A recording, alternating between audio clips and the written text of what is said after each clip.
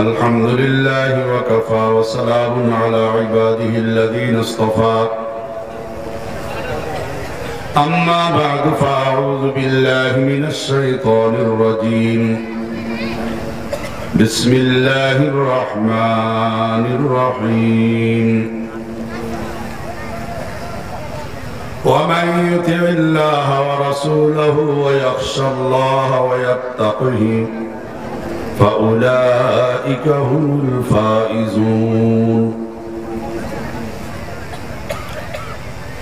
وقال تعالى إن الله وملائكته يصلون على النبي يا أيها الذين آمنوا صلوا عليه وسلموا تسليما اللهم صل على محمد وعلى آل محمد كما صليت على إبراهيم وعلى آل إبراهيم إنك حميد مجيد اللهم بارك على محمد وعلى آل محمد كما باركت على إبراهيم وعلى آل إبراهيم إنك حميد مجيد بلغ العلا بكماله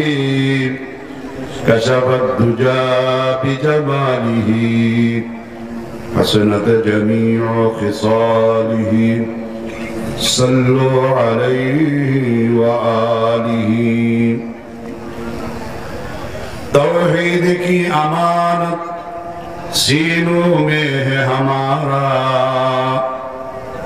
मुनकर नहीं मिटाना नाम निशा हमारा बलवल उला बिकमालिही कशफत दुजा बिजमालिही हसनत जमीअ खिसालिही सल्लु अलैहि व आलिहि ला इलाहा इल्लल्लाह ला इलाहा इल्लल्लाह ला इलाहा इल्लल्लाह ला इलाहा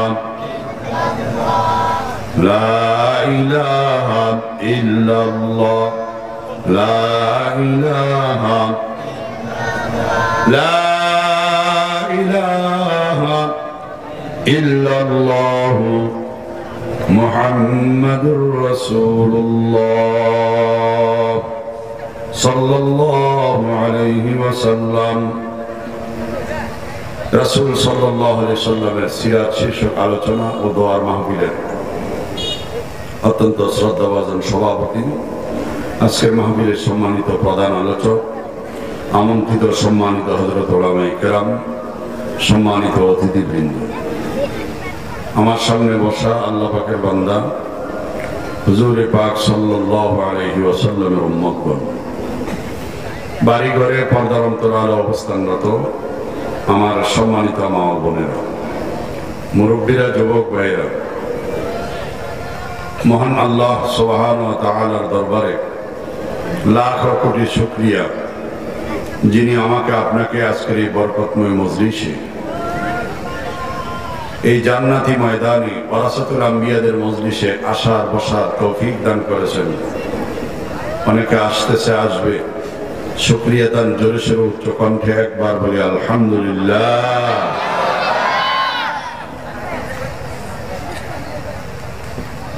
করোনার এই লকডাউন ওঠার পরে যত মাহফিল আল্লাহ পাক এই গোলামকে করাইছেন আজকের মতো তো এমনটা দেখি নাই যে বক্তা গঠনমূলক সমসাময়িক চমৎকার আলোচনা স্টেজে করতেছেন আর হাজার হাজার মানুষ সব রাস্তায় এমনটা আমি দেখি নাই কর্তৃপক্ষ নাখুশ হবে অন্যথায় এই জায়গায় বয়ান আমার করার কোনো দরকার ছিল না আমি চলে যেতে চাইছিলাম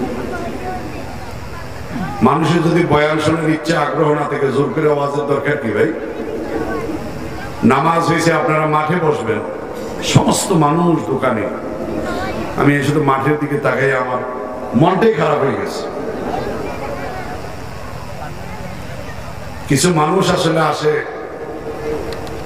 আওয়াজ শোনার জন্য আসে। কথা বলেন না কেন? আওয়াজটা কার ভালো, কণ্ঠটা কার ভালো, তো শুধু আওয়াজে যদি শোনেন তাহলে লাভ হবে কি মিয়া? এক এক ফুলে এক এক রাগ, ঠিক কিনা বলে? এক এক ফুলে এক এক রাগ, এক এক বক্তা, এক এক ওয়াইজ, এক এক আলেমের কথা, এক এক প্রকারের হেদায়েত, ঠিক কিনা বলে? বক্তা বয়ান করতেছে, ঢাকা থেকে আসলেন আর আপনার রাস্তায় বসে রয়েছে।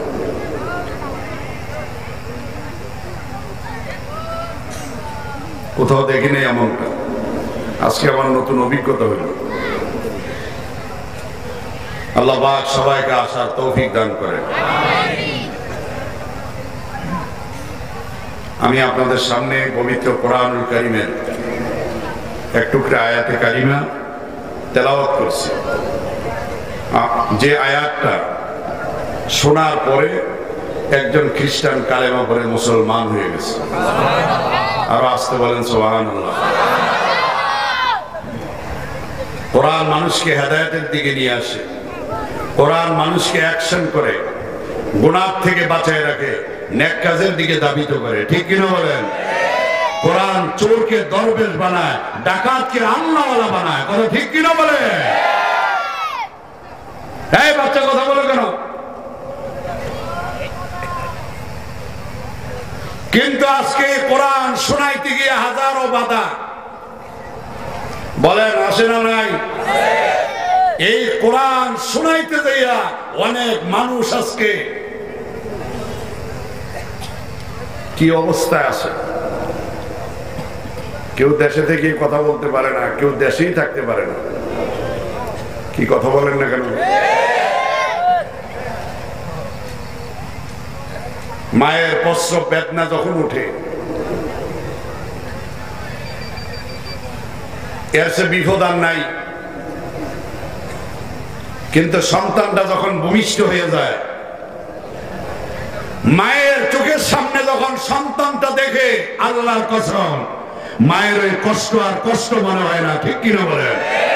গর্ভধারণের কষ্ট, ডেলিভারির কষ্ট, ডেলিভারির যন্ত্রণা আর মনে থাকে না।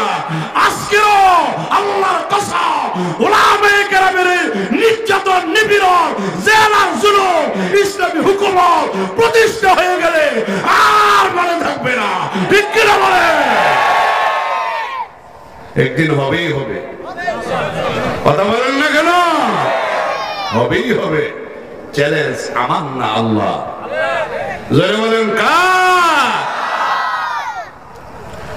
আল্লাহ তাআলা বলেন, ইউরিদুনা লিয়ুতফিউ নূরাল্লাহি বিআফওয়াহিহিম ওয়াল্লাহু মুতিম্মু নূরিহি ওয়ালাউ কারিহাল কাফিরুন। আল্লাহ নবী যখন কালেমার দাওয়াত দেন, একজন দুইজন করে করে লোক যখন ইসলামের পতাকা তোলে আসতেছিল, উতবা, শাইবা, মুগিরা, নজর ইবনে হারেস, এদের মাথা নষ্ট হয়ে গেল, ঠিক কিনা বলেন? বিশ্ব নবীর তেলাওয়াত কেউ শুনবে না, নবীর বয়ান কেউ শুনবে না। আল্লাহ নবীর চলার পথে কাঁটাযুক্ত ঢাল বিছিয়ে রাখে। নবীর চলার পথে দুশ্মনের কোনো অভাব নাই, ডাকাত চোরের কোনো অভাব নাই, ঠিক কিনা? নবী কোরআন তেলাওয়াত করেন। আরবের বড় বড় লিডাররা, বড় বড় নেতারা রাস্তার মোড়ে মোড়ে দাঁড়িয়ে লোকদেরকে ডাইকা বলে, কোরআন কেউ শুনবে না। নাউজুবিল্লাহ বলেন। وقال الذين كفروا لا تسمعوا لهذا القرآن والغوا فيه لعلكم تغلبون। নজর ইবনে হারিসকে লক্ষ্য করে আল্লাহ আয়াত নাযিল করেন। এরা বললে কোরআন কেউ শুনবে না। নাউজুবিল্লাহ বলবেন না? আমরা হট্ট গন্ডগোল করব, আমরা শীষ দিব, আমরা বাজনা বাজাবো, যাতে কোরআনের আওয়াজ মানুষের কানে না যায়। সেই নজর ইবনে হারিসের উত্তরসূরিরা আজও দুনিয়াতে আসে না নাই? মুসলমান আওয়াজ দিয়ে বলতে হবে, আসে না না? কিন্তু কোরআনের আওয়াজ কেউ বন্ধ করতে পারবে না, এটা আল্লাহর চ্যালেঞ্জ। ইনশাআল্লাহ। কার? কার? জোরে আওয়াজ দিয়ে বলেন না কার? আল্লাহ চ্যালেঞ্জ। আল্লাহ নবী তারপরে কোরআন তেলাওয়াত করেন খানায় কাবার সামনে দাঁড়াইয়া। নবীজি কোরআন শরীফ পড়তেছেন। বিভিন্ন দেশ থেকে লোকেরা মুহাম্মদ সাল্লাল্লাহু আলাইহি ওয়াসাল্লামকে দেখার জন্য আসতেছে। সুবহানাল্লাহ। আল্লাহ নবীর ওই চেহারা মুবারক যেন কেউ না দেখে। উতবা, সাইবা, মুগিরা কাফের নেতাগুলি রাস্তার মোড়ে মোড়ে দাঁড়াইয়া লোকদেরকে ডাইকা ডাইকা বলে কেউ যাবে না, যাওয়ার দরকার নাই। কেন যাবে না? মুহাম্মদ পাগল, পাগলের কাছে যাওয়ার দরকার নাই। বলেন নাউজুবিল্লাহ। এই সুন্দর চেহারা মানুষটা আল্লাহ যাকে না বানাইলে উপরের আসমান আর নিচের জমিনটা বানাইতেন না। ওই নবীকে তারা পাগল বললো। জোরে বলেন কি? তো মোহাম্মদ পাগল, পাগলের কাছে কেউ যায় না। লোকেরা চিন্তা করলো পাগল যদি হয় কি হয়? পাগল, পাগল যদি হয়, পাগলের বিরুদ্ধে বড় বড় নেতারা লাগছে। কারণটা কি? আল্লাহু আকবার। আল্লামা আহমদ শফি রহমাতুল্লাহ বলছে তেঁতুল হুজুর, তেঁতুল। নাউজুবিল্লাহ। আমরা আসতে কর নাউজুবিল্লাহ। আলেমরে গালি দিলে তো আপনাদের মজা লাগে নাকি? হ্যাঁ মজা লাগে। উলামায়ে কেরাম উম্মতের রহমত, উম্মতের রহমত। উলামায়ে কেরাম থাকবে, দ্বীন থাকবে। উলামায়ে কেরাম থাকবে না, দ্বীন থাকবে না। ঠিক কিনা বলে? সুতরাং কেউ জেলে গেলে, কেউ দেশ ছাড়লে খুশি হওয়ার কিচ্ছু নেই। সেদিন আপনার জন্য অপেক্ষা করতেছে। কথা ঠিক কিনা বলে? এর পরের পালাটা আপনি বাঁচতে পারবেন না। পাগল, পাগলের বিরুদ্ধে পাগলের কথা হইনা লাভ নেই। লোকেরা চিন্তা করলো পাগল হইলে এই আরবের বড় নেতা, বড় শিক্ষিত মানুষ, বড় পদের মালিক, এরা মুহাম্মদ সাল্লাল্লাহু আলাইহি ওয়াসাল্লামের বিরুদ্ধে কেন? তাইলে মনে হয় পাগল হইল ছোট কারো না, বড় পাগল। আরো জোরে কোন সুবহানাল্লাহ। লজ্জা যায় একটা নজর পাগলটারে দেখে আসে। আল্লাহু আকবার। সব মানুষ খানায় কাবার দিকে রওনা। আল্লাহর নবী খানায় কাবার সামনে দাঁড়াইয়া আল্লাহর কালাম তেলাওয়াত করে। নবীজি পড়তেছেন। পাগলের পড়া খেয়াল করেন। কার পড়া? পাগলের তেলাওয়াত। আল্লাহ নবী বলেন অদ্দুহা ওয়াল্লাইলি ইযা সাজা মা ওয়াদ্দাকা রাব্বুকা ওয়া মা ক্বালা। প্রত্যেকটা আয়াতের পরে লা লা মিল আসে না নাই? যখন পাগল পড়তেছে আল কারিআতু মাল কারিআ ওয়া মা আদরাকা মাল কারিআ। প্রত্যেকটা আয়াতের পরে আ আ আসে না নাই? আল্লাহ নবী পড়তেছেন ইযা যুলজিলাতিল আরদু জিলজালাহা ওয়া আখরাজাতিল আরদু আসকালাহা ওয়া ক্বালাল ইনসানু মা লাহা। প্রত্যেকটা আয়াতের পরে এক আয়াতের সাথে আরেক আয়াতের মিল আছে না নাই? লোকেরা চিন্তা করলো ব্যাপার কি? পাগলের পড়া এমন সুন্দর পড়া হইতে পারে না। পাগলের আগের লাইন পরের লাইন ঠিক নাই, মিল নাই। কিন্তু মুহাম্মদ সাল্লাল্লাহু আলাইহি সাল্লামের পড়াটা কত সুন্দর। আগের লাইনের সাথে পরের লাইনের কত মিল, কত সুন্দর পড়া। আর মুহাম্মদ সাল্লাল্লাহু আলাইহি সাল্লাম খানায় কাবার সামনে দাঁড়াইয়া তেলাওয়াত করতেছেন। নবীজির চেহারা মুবারকের আলো দিয়া খানায় কাবার দেওয়ার আলোকিত হয়ে রয়েছে। নবীজির চেহারার আলোতে খানায় কাবার দেওয়াল আলোকিত। আল্লাহু আকবার। কারণ নবী তো খুব কালো ছিল নাকি? হ্যাঁ মুসলমান আওয়াজ দিয়ে বলেন কালো। قال النبي صلى الله عليه وسلم احسن الناس احسن। নবীজি বলেন আমি সবচেয়ে সুন্দর। ঠিক কি না বলেন? আল্লাহর নবীর চাইতে আর সুন্দর কেউ নাই। আল্লাহর নবী বলেন কানান নবী সাল্লাল্লাহু আলাইহি ওয়াসাল্লাম আহসানান নাস। নবীজি সবচেয়ে সুন্দর। এমন সুন্দর আল্লাহর নবী, নবীজির চাইতে সুন্দর মানুষ পৃথিবীতে আর নাই, কিয়ামত পর্যন্ত আসবে না, নবীর আগেও কেউ ছিল না। শেখ সাদী রহমাতুল্লাহ আলাইহি বলেন, হুসনি ইউসুফ তুমি ঈসা ইয়াদ বাইজাদারি আতে খুবা হামাদারন তু তনহাদারি। আল্লাহু আকবার। হুসনি ইউসুফ, ওগো নবীজি, আল্লাহ তাআলা আপনাকে ইউসুফ আলাইহিস সালামের চাইতে ডাবল সুন্দর বানাইছে, ঠিক কি না বলেন? ইউসুফ আলাইহিস সালাম দুনিয়ার সবচেয়ে সুন্দর, কিন্তু আপনার আমার নবী ইউসুফ আলাইহিস সালামের চাইতে ডাবল সুন্দর। সমান না ডাবল? ডাবল কি বেশি না কম? আল্লাহু আকবার। ইউসুফ আলাইহিস সালামের সুন্দর দেখা একজন লোক কালেমা পড়ে মুসলমান হয় নাই, কিন্তু আপনার আমার নবীর সুন্দর দেখা অসংখ্য ঘটনা, বহু বেঈমান কাফের শুধু সুন্দর চেহারা দেখেই কাফেররা বলতো এমন সুন্দর চেহারার মানুষ কোনোদিন মিথ্যাবাদী হইতে পারে না, কালেমা পড়া ওগো নবীজি মুসলমান হয়ে গেলাম। তো লোকেরা বলে মুহাম্মদ সাল্লাল্লাহু আলাইহি সাল্লামের পড়াগুলি এত সুন্দর, চেহারা এত সুন্দর, এমন সুন্দর চেহারার মানুষ, এমন সুন্দর তেলাওয়াত করেনেওয়ালা মানুষ কোনোদিন মিথ্যাবাদী হইতে পারে না। ও মুহাম্মদ সাল্লাল্লাহু আলাইহি সাল্লাম আমাদেরকে কালেমা পড়ান, আমরা সবাই মুসলমান হয়ে গেলাম। আচ্ছা, বাধা দিয়ে রাখতে পারছে? পাগল কইয়া যে পাগল, পাগলের কাছে যাই না, লাভ হয়েছে কোনো? কেন হয় নাই? আল্লাহ নবী আবার কাঁদছে, আল্লাহ আমাকে তো পাগল বলে। আল্লাহ বলেন, নবী গো চিন্তা করেন না, দিলের চাবি আমি আল্লাহ পাকের হাতে আছে, সময় মতো চাবি উল্টো ঘুরিয়ে দিব, কাফেরদের সব ষড়যন্ত্র নস্যাৎ হয়ে যাবে। জোরে বলেন, কথা ঠিক কিনা? আটকে রাখতে পারছে মানুষকে? পারে নাই, কিয়ামত পর্যন্ত পারবে না। তাই আমি আপনাদের সামনে পবিত্র কোরআনুল কারীমের যে আয়াতে কারিমা তেলাওয়াত করছি, ওই আয়াতটা শোনার পরে একজন খ্রিস্টান কালেমা পড়ে মুসলমান হয়ে গেছে, তাও আবার খলিফাতুল মুসলিমিন ওমর ফারুক রাদিয়াল্লাহু তাআলার দরবারে এসে লোকটা বলে, আমিরুল মুমিনিন আমাকে কালেমা পড়ান, আমি মুসলমান হব। হযরত ওমর বলেন, ইসলামের তুমি কি দেখলা, কেন মুসলমান হতে চাও? লোকটা জবাব দেয়, নবীজি আমি জেলখানায় ছিলাম, আমার সাথে একজন মুসলমান ছিল, উনি প্রতিদিন জেলখানায় কোরআন শরীফ তেলাওয়াত করতেন। উনি যখন সূরা তাহা পড়তেন আর এই সূরাতুন নূর তেলাওয়াত করতেন, এই আয়াতটা তেলাওয়াত করতেন, আমার কাছে মনে হইতো এর সাথে দামি আয়াত, এর সাথে সম্মানিত আয়াত আসমানি কোনো কিতাবে নাই। এই আয়াতটা যে কিতাবের, কিতাবটা সত্য, নবী সত্য, কোরআন সত্য, ধর্ম সত্য, কালেমা পড়ার এক মুহূর্ত দেরি না, মুসলমান হয়ে যাব। আল্লাহু আকবার।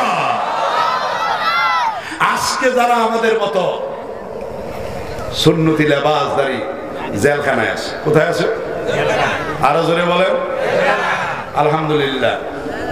অবস্থা একদিন দেখবেন ওনাদের সোহবতে, ওনাদের পরামর্শে, ওনাদের এই দীর্ঘ সময় জেলখানার মধ্যে ওলামায়ে কেরামের সাথে থাকার কারণে চোর, ডাকাত, গুন্ডা, বদমাশ ইনশাআল্লাহ মেজরিটি জেলখানার মধ্যে, ইনশাআল্লাহ জেলখানার মধ্যে থাইকা উলামায়ে কেরামের আলোচনা, তাদের সোহবত পাইয়া এরা আল্লাহ ওয়ালা হয়ে বাইরে আসবে, ঠিক কি না বলে? কারণ আলেম যেখানে যায় সেখানে তার কাম একটাই, কি কথা বলেন? কি কাম একটা না?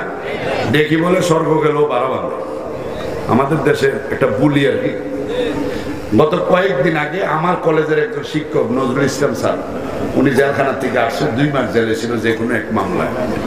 উনি আমার বললো, রহমতুল সাহেব আমি জীবনও তাহাজ্জুদের নামাজ পড়তে পারি নাই, আলহামদুলিল্লাহ ওইখানে যে আপনার মতন আলেম পেয়েছিলাম, ওনার সোহবতে থেকে আমাদের সেলসহ আশেপাশে যারা ছিল সবাই 5 ওয়াক্ত নামাজ তো জমাতে পড়ছি আল্লাহর ফজলে।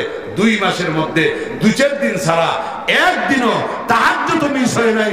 হুজুরের সাথে ওয়াদা করে আসি, জিন্দেগিতে কোনোদিন সুদ, ঘুষ, জিনা, বেবিচার আর কোনোদিন করব না, ইনশাআল্লাহ নামাজ ছাড়ব না। আল্লাহু আকবার। তাহলে এই লোকটা জেলখানা যাওয়াতে তার লাভ হয়েছে না ক্ষতি হয়েছে? খোরশেদ আলম কাসিমি সাহেব, ওস্তাজুল আসাতিজ, শাইখুত তাফসীর যাকে বলা হয়, আল্লামা খোরশেদ আলম কাসিমি, উনি বলছে জেলখানায় ছিলাম আমি, প্রধানমন্ত্রীর ধন্যবাদ জানাই। আমি জেলখানায় গিয়ে এত কোরআন শরীফ পড়ছি, এত তাহাজ্জুদ পড়ছি, এত নফল নামাজ পড়ছি, আমার এই বয়সে আমি কোনোদিন এত সুযোগ পাই নাই। বলেন না আলহামদুলিল্লাহ। বলতেছি কেন? বলতেছি আপনারাও যেন বেশি বেশি আলেম ওলামার সোহবত নেন। দরকার আসেনি? লাভ আসেনি? খলিফাতুল মুসলিমিন ওমর জিজ্ঞাসা করে, আল্লাহর বান্দা, ইসলামে তুমি কি দেখলা? মুসলমান কেন হতে চাও? লোকটা জবাব দেয়, আমিরুল মুমিনিন আমার সাথে জেলখানায় মুসলমান ছিল, প্রতিদিন জেলখানার মধ্যে কোরআন শরীফ তেলাওয়াত করত। যখন সূরাতুন নূরের 52 নম্বর আয়াত তেলাওয়াত করত, আমার কাছে মনে হইতো এর চাইতে দামি কোনো আয়াত আসমানি কিতাবে নাই। এই আয়াতটা যে কিতাবের, ওই কিতাব সত্য, নবী সত্য, ধর্ম সত্য, সুতরাং এক মুহূর্ত দেরি না, কালেমা পড়ে এদের মুসলমান হইয়া যাব। আমি জানতে চাই কোরআনের আকর্ষণ আগে যেমন ছিল এখনো ওই আকর্ষণ আছে না নাই? এখনো আল্লাহর ফজলে আছে। কোরআন শুনলে হেদায়েত পেয়ে যাবেন, আল্লাহর ফজলে হেদায়েতের নিয়তে শুনলে। হেদায়েতের নিয়ত নাই। এক আল্লাহর বান্দা ডাকাত, এক আল্লাহর ওলির পকেটে টাকা নেওয়ার জন্য হাত দিছে। আল্লাহর ওলি ওই ডাকাতকে বলে, ব্যাপার কি, তুমি আমার পকেটে হাত দিলে কেন? লোকটা জবাব দেও, আল্লাহর ওলি বেয়াদবি মাফ করবেন, আমরা ডাকাত, আমাদের রিজিক হলো আপনাদের পকেটে। বলেন নাউজুবিল্লাহ। ডাকাতের আপনারা কি করেন? ডাকাতের আল্লাহর ওলি বলে, রে আল্লাহর বান্দা, তুমি কথাটা বল নাকি? আল্লাহ কি বলে তুমি শোনো। একটা আয়াতের অংশ শোনাইয়া দিলেন। আল্লাহর ওলি বলেন, রে আল্লাহর বান্দা, তুমি রিজিক তালাশ করো আমার পকেটে, অথচ আল্লাহ তাআলা কি বলে তুমি শোনো। আল্লাহ তাআলা বলেন, অফিস সামাই রিজকুকুম, তোমাদের সকলের রিজিক হলো আসমানে আকাশে। সুবহানাল্লাহ। রিজিক কোথায়? কথা বলতে অসুবিধা হয়? অসুবিধা তো আমার হওয়ার কথা। গতকাল রাত সারা রাত ঘুম যায়নি, মাহফিল করে আপনাদের এই মহিলা মাহফিলে আসা লাগবে, এই জন্য সারা রাত্রি প্রায় গাড়িতে ছিলাম। অনেক দূরে প্রোগ্রাম ছিল। সকালবেলা আপনাদের এখানে প্রোগ্রাম শেষ করে আবার দিনের বেলা প্রোগ্রাম করলাম, রাত্রে মাগরিবের পরে আবার এক জায়গায় বয়ান করলাম, আবার আপনাদের এখানে আসলাম। কথা বলতে কষ্ট হলে তো আমারও না হওয়ার কথা। আপনারা কি 5-7টা ওয়াজ করেছেন না? কথা বললে গুনাহ হবে। একটু আওয়াজ দেন, অসুবিধা হয়? নারে তাকবীর। আল্লাহর একটা আয়াত শোনায়া দিল, ওই আল্লাহর বান্দা আয়াতটা শুনে চলে গেলেন, কিন্তু তার অ্যাকশন কি হলো, প্রতিক্রিয়া কি হলো? 3 বছর পরে ওই আল্লাহর ওলি খানায়ে কাবা তাওয়াফ করতেছেন। একজন আল্লাহর বান্দা ওলির পা জড়াইয়া দিল। আল্লাহর বান্দা কাঁদতেছে আর বলতেছে, ও আল্লাহর ওলি, অন্যায় করেছি, অপরাধ করেছি, ক্ষমা করে দেন। আল্লাহর ওলি বলে, কি অন্যায় করেছো, কি অপরাধ করেছো? জিন্দেগিতে আমি কোনোদিন তোমাকে দেখি নাই। ওই আল্লাহর বান্দা বলে, ও আল্লাহর ওলি, এখন আপনি আমাকে চিনবেন না? আমি হইলাম ওই ডাকাত যে রিজিক তালাশ করার জন্য আপনার পকেটে হাত দিয়েছিলাম। আপনি আমাকে ওই দিন একটা কোরআন শরীফের আয়াত শোনাইছিলেন, ওই আয়াতের বরকতে আমার সুরত পরিবর্তন, লেবাস পরিবর্তন, চেহারা পরিবর্তন। শুধু তা না, আল্লাহ তাআলা আমাকে ওই আয়াত শোনার বরকতে খানায়ে কাবা পর্যন্ত পৌঁছে দিয়েছে। তাহলে কোরআন শুনলে লাভ না ক্ষতি? জোরে কর। কিন্তু না, আমরা সারা জীবন কোরআনের বিরোধিতা, মরণের পরে লাশ সামনে রেখা ইমাম সাহেব জিগায় বা একজনে জিগায়, ভাই লোকটা কেমন আছিল? সবাই খুব ভালো আছিল। আমাদের এলাকায় সিস্টেম আসেনি? নাই? এবার আল্লাহর বান্দা বলে, হুজুর, আমি লোকটারে ভালো করে চিনি, আমি জানি লোকটা একটা খারাপ মানুষ, লোকটা একটা মক্খর, লোকটা একটা শোক করছিল, জনগণের মাল চুরি করে খাইছে, আমি জানি লোকটা ভালো না। হুজুর বলেন, আপনি যে ভালো বললেন, কয় হুজুর বেশে ভাত করে বলছি ভালো, এখন যদি আমি বলি ভালো না, লোকটা খারাপ আছিল, তাহলে ফিডা ফিডে কবরে যাওয়ানোর আগে শুরু হয়ে যাবে। কথা বল, ঠিক না ঠিক? আমি বেশে ভাত করে বলছি ভালো আছে। আচ্ছা, এরকম বেশে ভাত করে ভালো আছে 1 কোটি মানুষ যদি বলে, ভাই আল্লাহকে মাফ করে দিব? এক হুজুর মাহফিল করে যাইতেছে, ডাকাইতে ধরছে রাস্তা, আরেক হুজুরও ওনার সাথে সাক্ষাৎ। ওই হুজুর জিজ্ঞাসা, ভাই কি খবর, আপনার কোনো টাকা পয়সা নিছে? কই জি হুজুর, আমার টাকা পয়সা তো ডাকাইতে নিয়ে গেছে। হুজুরে জিজ্ঞাসা, কেমনি নিল? কই আরে হুজুর এদিক যে এত খারাপ, কই আমার মোবাইল টাকা পয়সা সব নিছে। নেওয়ার পরে যাবার বেলায় আমার গ্লাসটা খুইলা আমার বুকের মধ্যে একটা পিস্তল দিয়া আমার একটা, হুজুর বলেন তো আমরা লোক কেমন? তো হুজুরের দিকে আপনি কি কইছেন? আমি কইছি না, তোমরা মাশাআল্লাহ খুব ভালো মানুষ। হুজুরকে রাত ৩টা বুকের মধ্যে অস্ত্র দিয়া রাস্তায় গাছ ছড়াইয়া ডাকাতিরা সব নিয়ে গেল। আপনি ভালো আছেন বললেন কেন? ওই আল্লাহ বান্দা জবাব দেয়, কেন বলছি বুঝেন না? পিস্তল তো বুকের মধ্যে ঠেকানো আছে। যদি বলি তোরা খুব খারাপ মানুষ, বলতে দেরি, ওই পিস্তল দিয়া আঘাত করতে দেরি হবে না। আমি প্রাণ বাঁচানোর জন্য, জীবন বাঁচানোর জন্য বলছি ভালো আছে। কথা বলেন ঠিক না ভাই? আচ্ছা, এই বালার কোনো দাম আছে? আরো ধরে কোন আছে? সারা জীবন নামাজ পড়ে না, এই লোকটার যদি লাশ সামনে রেখা 1 কোটি মানুষ বলে লোকটা বালা আসিল বালা আসিল, আল্লাহর কসম এই বালা আসিল বলার দ্বারা 1 পয়সার কোনো লাভ নাই। দেখজনে জি বললেন আর বাকিরা বললেন না যে আল্লাহ কি ন্যায় বিচারক না? আলাইসাল্লাহু বিআহকামিল হাকিমিন, আমার আল্লাহ হলেন ন্যায় বিচারক। আমাল্লাহু বিযাল্লামিল লিল আবিদ, আল্লাহ তাআলা বলেন বান্দা বান্দীরা, আমি আল্লাহ তোমার প্রতি বিন্দু পরিমাণ জুলুম করব না। আমার কাছে আমার ছেলে নাই, মেয়ে নাই, বিবি নেই, বাচ্চা নাই, আমার আত্মীয় নাই, স্বজন নাই, পরিজন নাই, কেউ নাই। আমি আল্লাহ ইনসাফের বিচার করি, আমি আল্লাহ ন্যায় বিচার করি। যদি আমরা দুনিয়াতে ইনসাফ আর ন্যায়ের তার কাছেও নাই। আল্লাহু আকবার।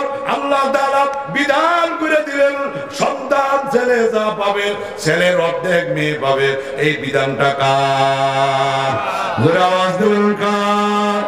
আল্লাহর বিধান হলো আপনার ছেলে যতটুকু সম্পদ আপনার কাছে পাবে, আপনার মেয়ে ছেলের অর্ধেকটা পাবে। আপনি এই জিনিসটা আল্লাহর বিধানটাই মানেন না, কিন্তু এরপর আমার দেশের নারীবাদীরা, আমার দেশের ইসলামের দুশ্মনেরা আশা, তিশা, কারিগর, গ্রামীণ ব্যাংক, অমুক ব্যাংক, তমুক ব্যাংকের ওই মহিলাগুলি সরকারের কাছে দাবি জানাইছে, আমরা সমান সমান অধিকার চাই। বাবার সম্পদ বাইজা পাবে, আমিও তা চাই। আমি জানতে চাই এইটা সমান করার ক্ষমতা কোন সরকারের আছে? আছে? যেটা পাও না এটাই দেয় না। আবার কয় আমরা সমান অধিকার চাই। আল্লাহ আপনারা অগ্রাধিকার দিছে, আপনি সমান চান কেন? অগ্রাধিকার বেশি না সমানটা বেশি? কোনটা বেশি? আল্লাহ অগ্রাধিকার দিছে। বাচ্চাদের যখন বাবায় বয়, যেটা দুর্বল, যেটা ছোট, দেখবেন বড় মাছের টুকরাটা তার কাছে দিয়ে দেয়। কি কথা বলেন? মামার বাড়ির অনাইছে ছেলে আর মেয়ে, অথবা 2 ছেলে, একজনের বয়স 9 বছর, আরেকজনের বছর 6 বছর। এখন চালাইয়া নেওয়ার যোগ্যতা 6 বছরেরটা না 9 বছরটা? 9 বছর। কোনটা বড়টার না? আব্বা 100 টাকা দিল। কত? 100 টাকা। 100 টাকা বড়টার হাতে দিয়া বলল, নে তোরে 100 টাকা দিলাম, তোর গাড়ি ভাড়া, ছোটটার গাড়ি ভাড়া এটার থেকে দিবি। গাড়ি তুটলে বোট বাদাম সানাসুর বিস্কুট লইয়া যদি উঠে, তুইও খাইস, তোর বাইরেও কিনা দিস। যদি বই খেলে আমরা লইয়া উঠে, জানে যদি চা তুইও খাইস, তারও দিস। আমি জানতে চাই ছোটটারে বাপে আর টাকা দেওয়ার দরকার আছে? মাথা বেড়ে না, মুখ দিয়ে বলেন একটু কেন দরকার নাই? যা দরকার সব তো বড়টারে বুঝাই দিছে। কথা বলেন ঠিক কিনা? কিন্তু আব্বা দেখলো ছোটটারে কিছু না দিলে তার মনটা মানে না, তার মনটা একটু দুর্বল থাকে। এই জন্য আব্বা ইনসাফ করতে যাইয়া বড়টারে যে 100 টাকা দিছে, এটার অর্ধেক কইরা 50 টাকার একটা নোট ছোটটার হাতে দিয়া বড়টারে চোখ গরম করে বলতে যায়, দেখ তার এই 50 টাকা কিন্তু ধরবি না। এই কথা বলে বড়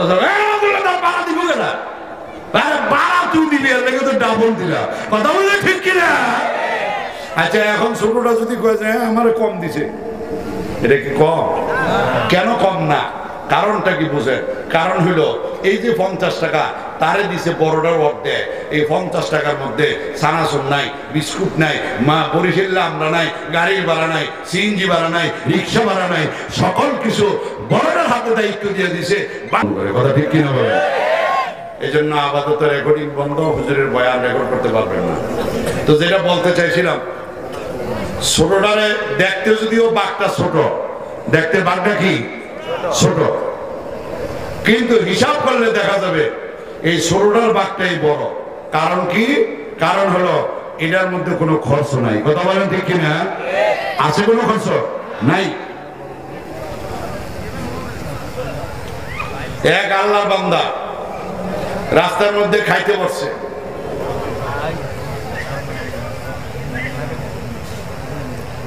একজনের 3 রুটি আর একজনের 5 রুটি। একজনের কয় রুটি?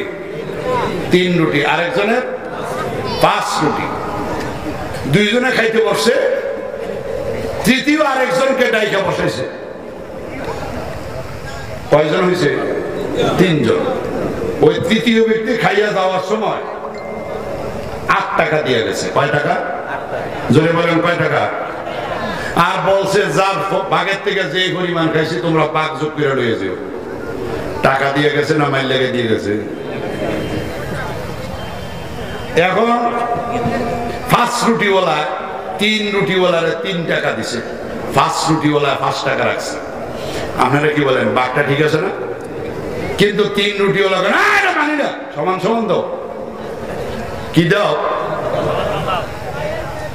আল্লাহ বান্দা বলে, কেন ভাই?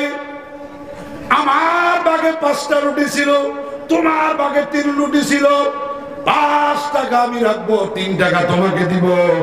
কিন্তু আল্লাহর বান্দা বলে না, আমি মানি না, সমান সমান করো, ইনসাফ করো। রাস্তা দিয়ে যত মানুষ যায় লোকেরা ডাইকা বলে 5 রুটিওয়ালার বাঘটা ঠিক আছে, ঠিক আছে, ঠিক আছে, কিন্তু 3 রুটিওয়ালায় মানে না, সে একটু গাউরা বিচার মানে, কিন্তু তাল গাছ আমার। কথা বলেন ঠিক কিনা? মানি না, সমান সমান দাও। অনেক ঝগড়া।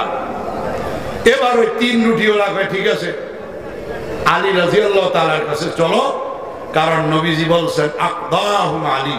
হযরত আলী হলেন সূক্ষ্ম ন্যায় বিচারী। হযরত আলী যে বিচার করে দিবে ওইটা আমি মানি, চলো যে আলীর দরবারে যাই। জোরে বল সুবহানাল্লাহ। ওই আল্লাহর বান্দা আলী রাদিয়াল্লাহু তাআলার দরবারে গেলেন 2 জন। 5 রুটিওয়ালা বলল, আলী আমার 5টা রুটি ছিল, তার 3 রুটি ছিল, 3 জনে মিল্লা খাইছি। ওই ব্যক্তি 8 টাকা দিয়ে গেছে, আমি 5 টাকা রাখলাম, তাকে 3 টাকা দিলাম। এই ব্যক্তি বলে সে নাকি মানে না, তাকে সমান সমান দেওয়ার জন্য বলতেছে, ইনসাফ করার জন্য বলতেছে। হযরত আলী রাদিয়াল্লাহু তাআলা বলে, রে আল্লাহর বান্দা, আপোষে যেহেতু তোমাকে 3 টাকা দেয়, তুমি নিয়ে নাও। 3 টাকা যেহেতু দেয়, নে, নিয়ে নে, দেয় যেহেতু নে। এই লোকটা কয়, আলী আপনার কাছে আমি আসলাম ইনসাফের জন্য, আপনি বলতেছেন দেয় যেহেতু নে, তাহলে কি তা না দিলে পাইতেন না নাকি? কি দেয় যেহেতু নেও, এই কথার দ্বারা তো বোঝা যায় না দিলে পাইতো না। কথা বলেন ঠিক কিনা? হযরত আলী রাদিয়াল্লাহু তাআলা এক লোকটা বলে, হযরত আলী আপনি বলতেছেন দেয় যেহেতু নেও, তার মানে কি না দিলে আমি পাবো না নাকি? হযরত আলী বলেন, রে আল্লাহর বান্দা, আপোষে যেহেতু তোমারে 3 টাকা দেয়, নিয়ে নাও, ইনসাফের বিচার করলে কিন্তু তুমি ঠইকে যাবা। হযরত আলীকে 3 রুটিওয়ালা আল্লাহর বান্দা বলে, ও আলী আমি আপনার কাছে ইনসাফের জন্য আসছি, আপনি ইনসাফ করে দেন। হযরত আলী বলেন, রে আল্লাহর বান্দা, ইনসাফ যদি করতে হয় দাড়ি পাল্লা দিয়া ওজন করে যার যতটুকু প্রাপ্য ততটুকু নিয়ে দেওয়া লাগবে, কম বেশ করা যাবে না। হযরত আলী কেমন সুকুনে বিচারক দেখেন। হযরত আলী এবার জিজ্ঞাসা করে, আল্লাহর বান্দা তোমার রুটি কয়টা? আমার রুটি হলো 3টা। তোমার রুটি কয়টা? আমার রুটি হলো 5টা। হযরত আলী বলেন, তাহলে বোঝা গেল একটা রুটির থেকে প্রত্যেকে খাইছে, একটা রুটি 3 জনের পেটে গেছে। তাহলে এক কাজ করো, তোমার 3 রুটিরে একটারে 3 ভাগ করে করো, 3 তিরিকা কত হয়? একটা রুটির 3 টুকরা করলে কয় টুকরা হয়? 9 টুকরা হয়, 3 তিরিকা 9। হযরত আলী বলে, রে আল্লাহর বান্দা তোমার কয় টুকরা? আলী গো আমার হলো 5 রুটি। তাহলে তোমার 5 রুটির একটারে 3 টুকরা করো, 3 পাঁচা। আরো ধরে বলেন। হযরত আলী আবার বলেন, এই 15 সাথে এই 8 এর নিয়ে যোগ দাও, 9 এর নিয়ে যোগ দাও, কত হয়? 24 জোরে কোন কত হয়? হযরত আলী কেমন সূক্ষ্ম বিচারক দেখেন। এবার হযরত আলী বলেন এবার কত হয়েছে? বলে আলী গো 24 টুকরা হয়েছে। হযরত আলী রাদিয়াল্লাহু তাআলা বলেন এবারে 24 এ 3 পেট দিয়া ভাগ দাও। কয় পেট? কয় পেট হয়েছে? 3 জনের পেটে গেছে না? হযরত আলী বলেন এবারে 24 এ 3 পেট দিয়া ভাগ দাও। 3 আটা এক একজনের পেটে কয় টুকরা? হযরত আলী রাদিয়াল্লাহু তাআলা বলেন তোমার কয় টুকরা ছিল? কয় আমার ছিল 9 টুকরা। তোমার পেটে আছে কয় টুকরা? কয় আমার পেটে আছে 8 টুকরা। তোমার কয় টুকরা বাকি আছে? বলে 1 টুকরা। হযরত আলী 5 রুটিওয়ালাকে বলে তোমার টুকরা কয়টা? বলে 15। তোমার পেটে আছে কয় টুকরা? আমার পেটে আছে 8 টুকরা। বাকি আছে কয় টুকরা? 15 টুকরাওয়ালা 7 টুকরা বাকি আছে। হযরত আলী বলেন তাহলে বোঝা গেল 5 রুটিওয়ালার থেকে খাইছে 7 টুকরা। সুতরাং টাকা বন্টন হবে 5 রুটিওয়ালা পাবে 7 টাকা আর তোমার ভাগের থেকে গেছে 1 টুকরা। তুমি টাকা পাবে 1 টাকা। এবার লোকটা কপাল তাপড়ে ইন্না লিল্লাহ। হযরত আলী এত বড় ন্যায় বিচারক, সূক্ষ্ম বিচারক, কথা ঠিক কিনা বলেন? মা বোনদেরকে বলবো, আশা দিশাকারীদেরকে বলবো, গ্রামীণ ব্যাংক তোমরা যারা বলো নারী স্বাধীনতা চাই, তোমরা যারা নারীর অধিকারের জন্য আন্দোলন করো, আল্লাহর কসম এরা নারী অধিকার চায় না, নারীর রাস্তায় নিয়ে ভোগ করতে চায়। কথা বলেন ঠিক না ঠিক? এরা নারী অধিকার চায় না, এদের মতলব ভালো না। কথা বলেন ঠিক না? এদের মতলব খারাপ। এদের মতলব কি? খারাপ। এজন্য এরা প্রগতিবাদের ব্যানার লাগাইয়া নারীর পক্ষে কথা বলে। আল্লাহর কসম যে সমস্ত মহিলারা, যে সমস্ত পুরুষেরা বলে ইসলাম নারীর অধিকার দেয় নাই। আমার কলেজের এক প্রফেসর হিন্দু, ওনাকে জিজ্ঞেস করলাম, তাপস চন্দ্র দাস, বিনয়লাল পোদ্দার, বিজয় কুমার মজুমদার, আমার কলেজে অনেক হিন্দু প্রফেসর। আরেকজনের নাম হলো গত কিছুদিন আসছে, গত এনটিআরসির নিয়োগে উনি যোগদান করছে, বাড়ি হইলো চাপাই নবাবগঞ্জে। হ্যাঁ, তারে আমি জিজ্ঞেস করলাম, আচ্ছা আপনারা তো বলেন ইসলাম নারীর অধিকার দিছে না, আমি জানতে চাই আপনার ধর্মে আপনার বাবার সম্পদ থেকে আপনার বোনকে কয় আনা দিছে? কয় আনাও দেয় নাই। কি কথা বলেন? হিন্দুদের ধর্মে, হিন্দুদের সনাতন ধর্মে বাবার সম্পদ থেকে মেয়েকে 1 আনাও দেয় নাই। ইহুদির ধর্মে বাবার সম্পদ থেকে মেয়েকে 1 আনাও দেয় নাই। খ্রিস্ট ধর্মে বাবার সম্পদ থেকে মেয়েকে 1 আনাও দেয় নাই। যে সমস্ত লম্পটা টাউন বাটপাররা বলে ইসলাম নারীকে অধিকার দেয় নাই, আল্লাহর কসম বাবার সম্পদ থেকে মেয়েকে 4 আনা দেওয়ার পরও যে সমস্ত টাউনেরা বলে ইসলাম নারীকে অধিকার দেয় নাই, খোদার কসম এদের মতলব ভালো না। কথা ঠিক কিনা বলে? তোমার সনাতন ধর্মে 4 আনা 1 আনাও দিল না, ইহুদি ধর্মে মেয়েকে 1 আনাও দিল না, খ্রিস্টান ধর্মে 1 আনাও না, বৌদ্ধ ধর্মে 1 আনাও না, মুসলমান ধর্মে বাবার সম্পদ থেকে মেয়েকে 4 আনা দেওয়ার পরও যে সমস্ত ব্যক্তিরা বলে ইসলাম দিছে না, আসল কথা হইল তাদের ইসলাম পছন্দ হয় না। আস্তে করে নজরে বলেন, এটা ফালাই দেন, এটা ফালাইয়া 2 চুমুক দিবেন। কি কথা বুঝতে অসুবিধা? ইসলাম তাদের পছন্দ হয় না, এজন্য তারা বলে ইসলাম দিছে না। আসলে ইসলাম যে অধিকার দিছে, আল্লাহর কসম এই অধিকার পৃথিবীর কোন ধর্ম নারীকে দেয় নাই। একমাত্র ইসলাম ধর্মই নারীকে, নারী জাতিকে সম্মানের জায়গায় বসেছে। কথা ঠিক কিনা বলেন?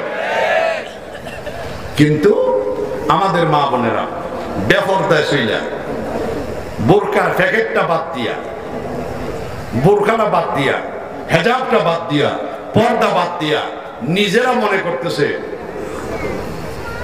আমরা যদি একটু উদামিয়া চলি, আমরা যদি একটু রূপ যৌবন প্রকাশ করি, আমাদের দাম বাড়বে, ইজ্জত বাড়বে, সম্মান বাড়বে।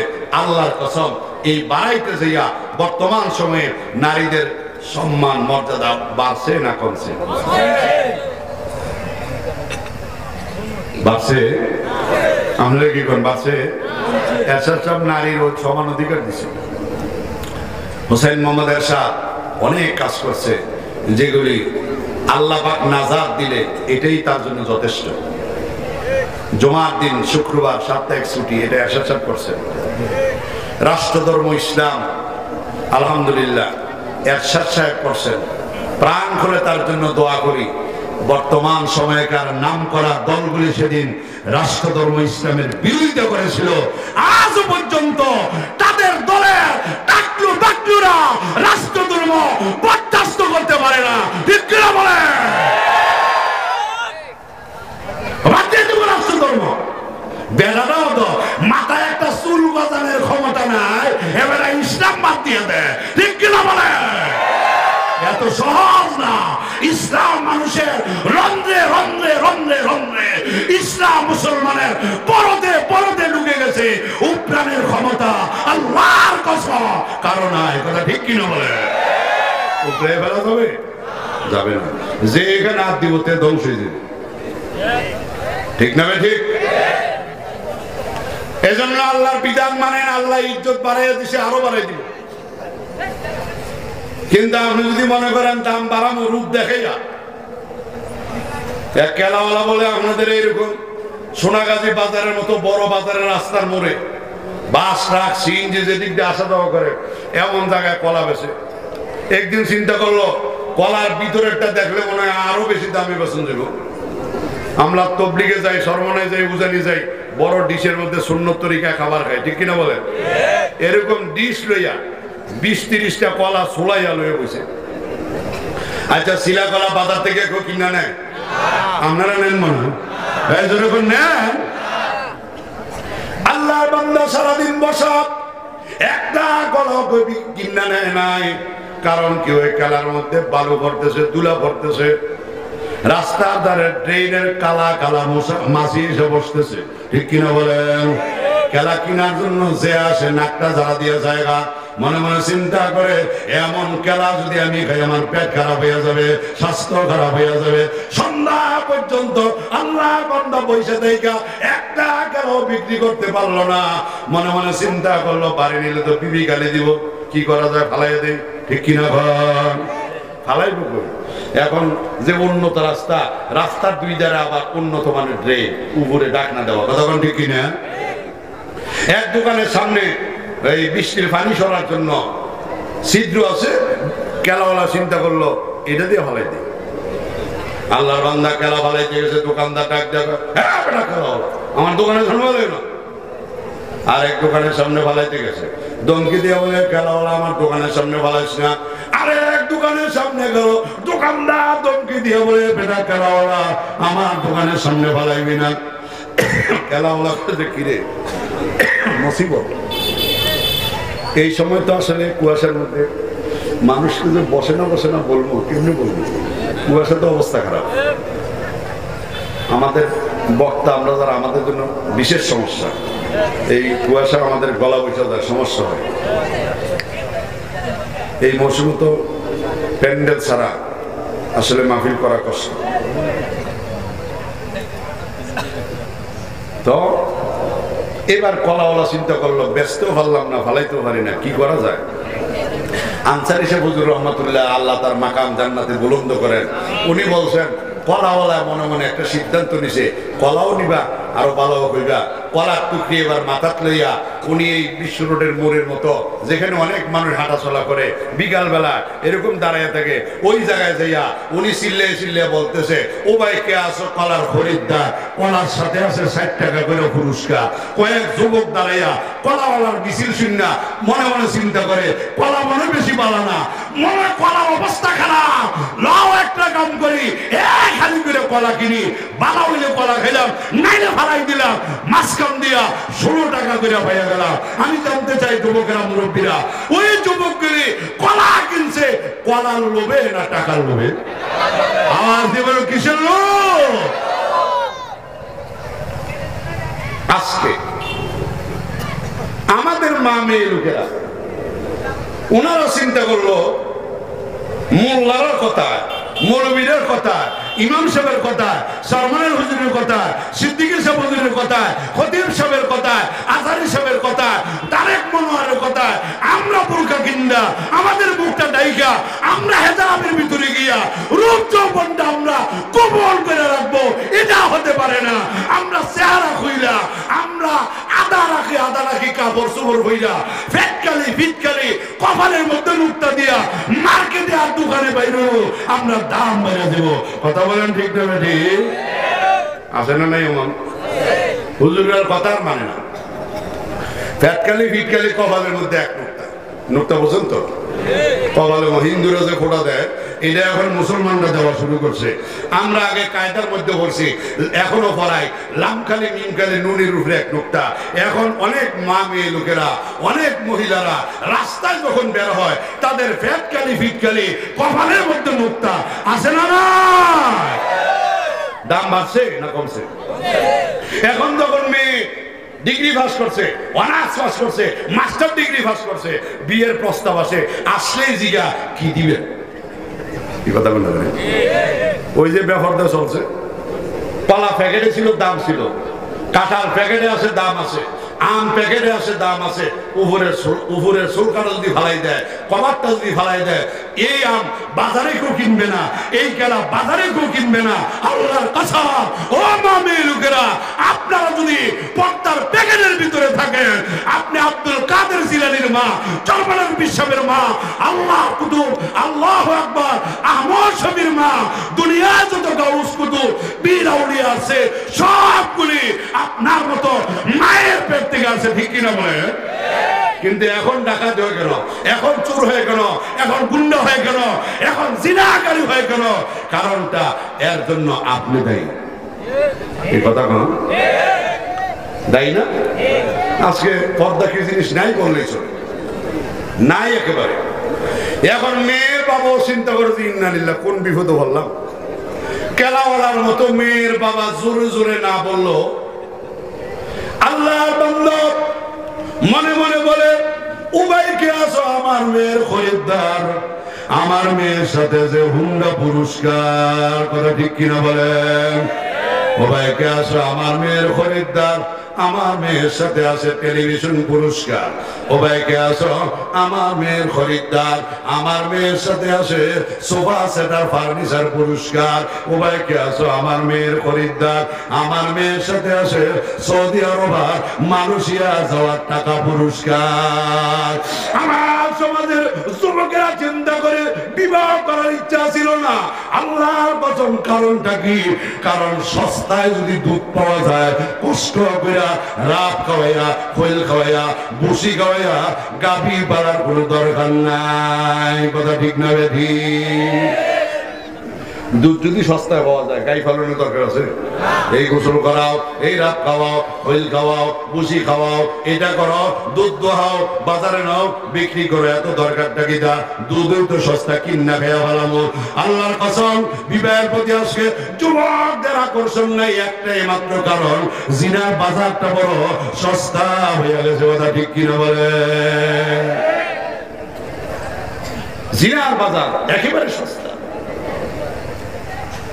মেয়ের বাবা এবার বলে, উবাইকে আসো আমার মেয়ের খরিদ্দার, আমার মেয়ের সাথে আছে হুন্ডা টেলিভিশন পুরস্কার।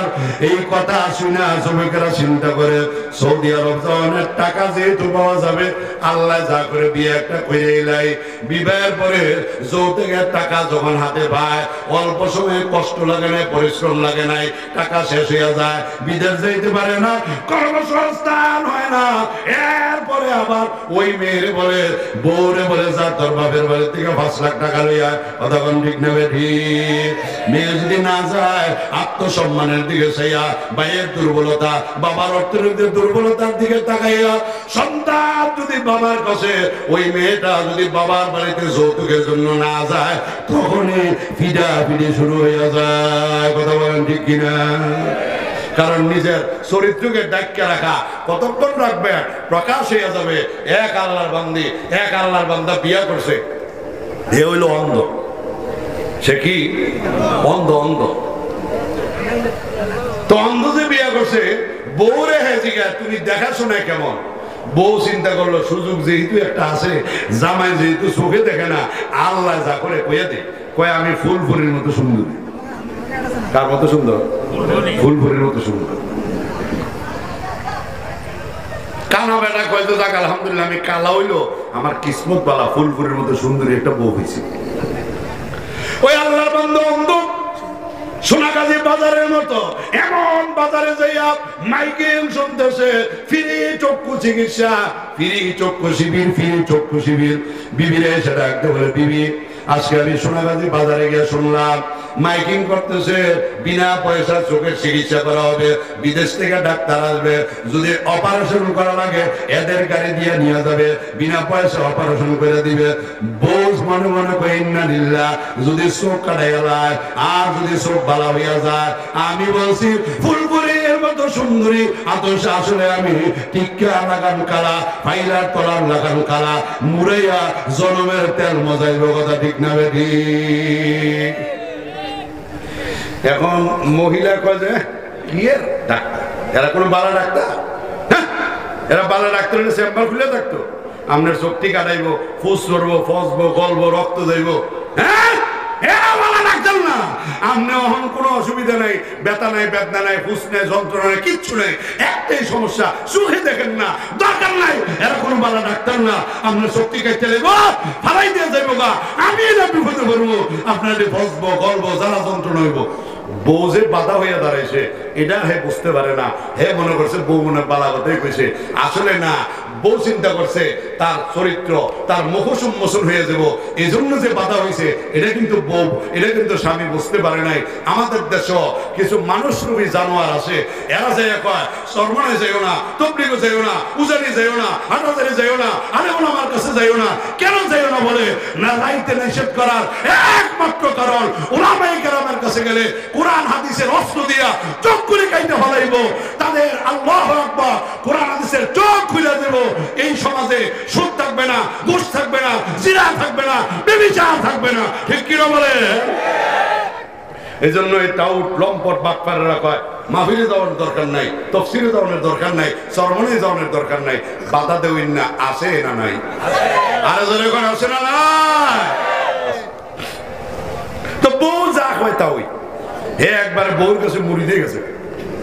যাক কিছুদিন পর আবার আমাদের এই নতুন ব্রিজ, ফেনী নদী না, এই নতুন ব্রিজের আল্লাহ বান্দা গেছে, কিছু হাত পাততেছে, টাকা পয়সা মানুষ উঠে, আবার দেখে যে মাইকিং করতেছে ফ্রি চক্ষু শিবির, বিনামূল্যে চক্ষু চিকিৎসা করা হয়। আল্লাহ বান্দা এবার সিদ্ধান্ত নিয়ে নিল, বউ বাধা দিল, আর কোনো অসুবিধা নাই, এবার আর আমি বাধা শুনবো না।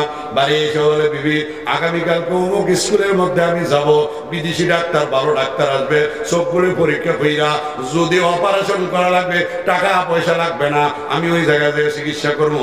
লম্বা কথা, আল্লাহর বান্দা হসপিটাল চলে গেলেন, চক্ষু অপারেশন করা হইল। যখন তারে লেন্স লাগাইয়া দিছে, ও যন্ত্র লাগাইয়া দিছে, আল্লাহর বান্দা চোখ কাটানোর পরে নজর করে তাকাইয়া দেখে কত সুন্দর দুনিয়া, তার জীবনে সে কোনোদিন দেখে নাই।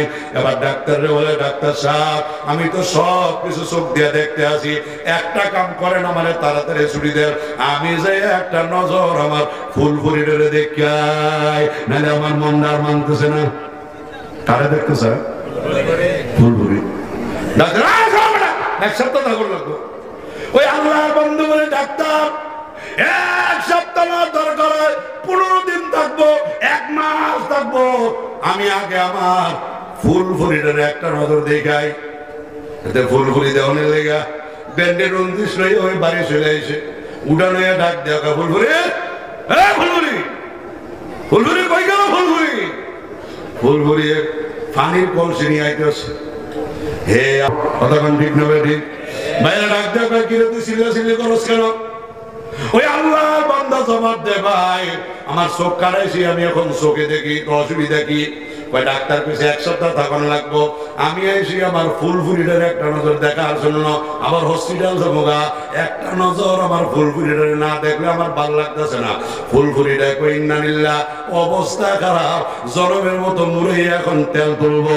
সে দরজার সিফার মধ্যে গিয়া দয়ানুস করতে আছে, লা ইলাহা ইল্লা আনতা সুবহানাকা ইন্নী কুনতু মিনাজ জালিমিন। আমার উপরে ঠাড়া পড়বো, কথা কোন ঠিক না ঠিক? এত চিল্লা ফুলফুরিটা গেল কই দেখি না যে তে, কিন্তু দেখছে তার চোখের সামনে দিয়ে পড়ছি কান্দলিয়া এক কালা বেড়ি যায়, এটা টিক্কা লাগান কালা। হ্যাঁ কইছে না এটা না, আমার ফুলফুরি তো ফুলফুরি হয়ে এ ফুলফুরি তালাশ করে বাইরে বলে আমার ফুলফুরি কই গেল? বড় ভাই ডাক দিল, ওই যে দরজা সিবা দাঁড়াই রয়েছে, এটাই তো তোর ফুলফুরিটা। কই এটাতে নাকের সেন্টার ঠিক নেই, এটাতে টিকা লাগান খালা, এ তো আমার কাছে ফুলফুরি লাগান সুন্দর।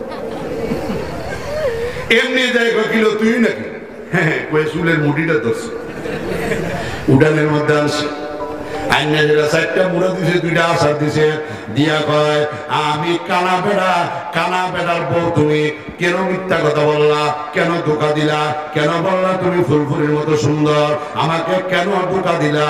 ও আল্লাহর বান্দে, ধোকা দেওয়ার কারণে চারটা মুড়া দিয়া কয়টা আচার দিয়া সেটা কয় যা, তোরে দিলাম 3টা, তোর মারে দিলাম 6টা, আমি তোরে তালাক দিয়ে দিলাম, তুই আমারে কেন ধোকা দিলি?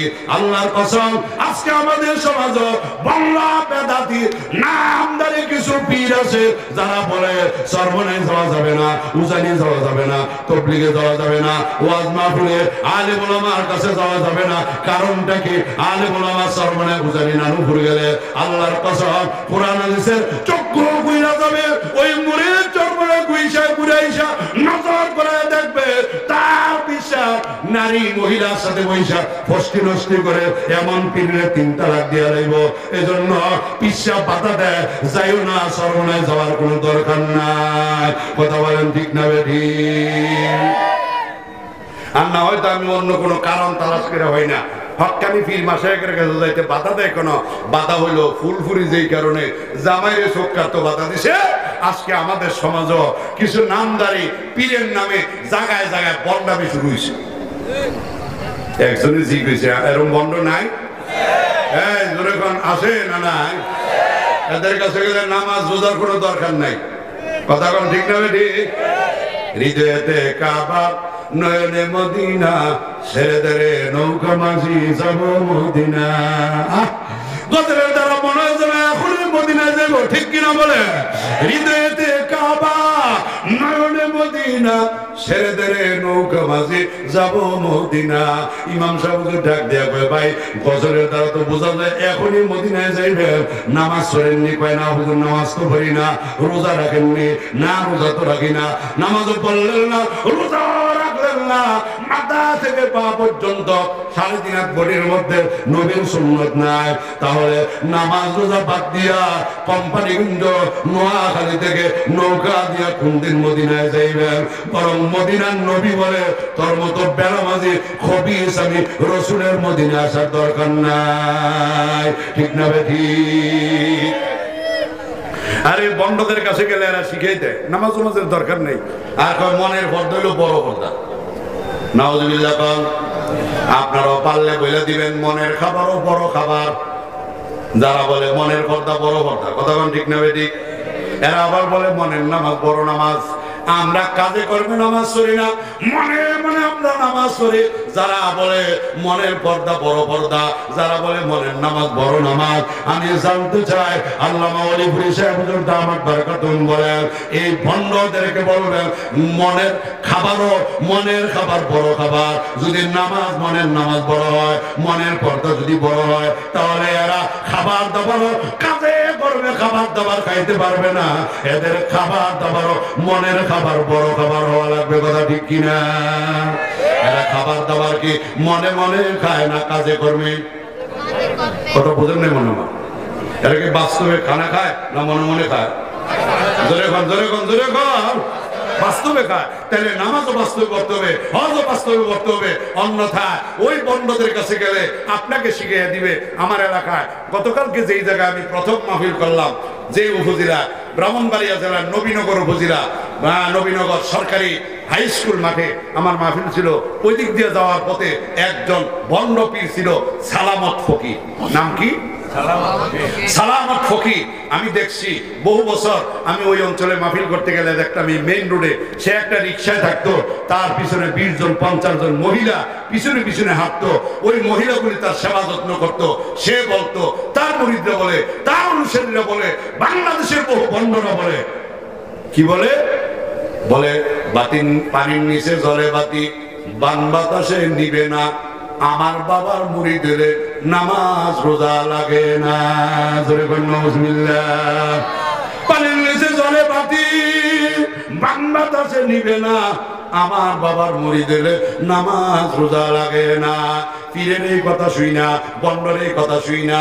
আল্লাহর কসম, যত জগাওয়ালা, যত মোটাওয়ালা, যত মক্কুর গুসকুর হারামকুর জিনাকুর আছে, এরা সরমনে উজানি নানুকুর হাটাজারি দেওবন্দ তবলিগ কোন জায়গায় না যাইয়া, সারসিনা না যাইয়া সবগুলি বন্ডর কাছে যায়। কারণ ওই জায়গায় গেলে নামাজ রোজার দরকার নাই। কথা ঠিক না বেঠিক?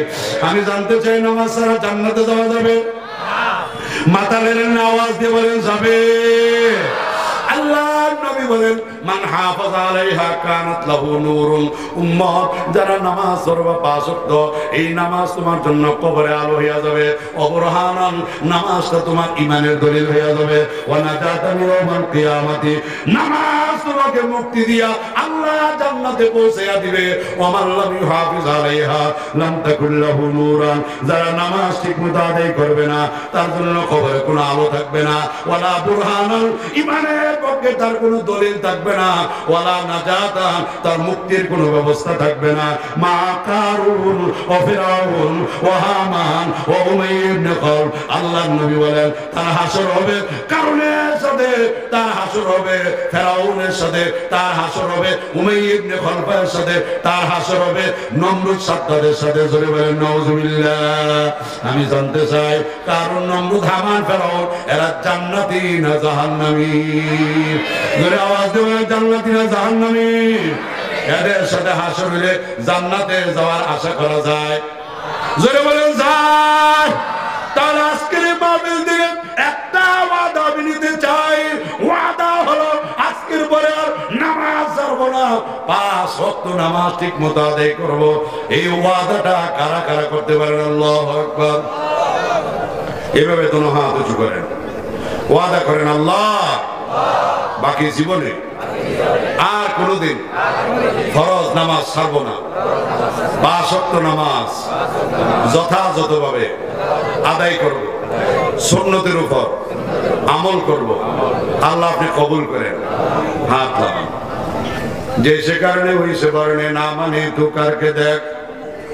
जैसे करने वैसे बढ़ने, ना माने तो करके देख। जन्नत भी है, जहन्नम भी है, ना माने तू मर के देख। हे আল্লাহর বান্দারা, অনেকে মনে মনে ধোঁকায় আছেন, কবরে গেলে কিছু হয় না, না হয়, হয় না, না হয়।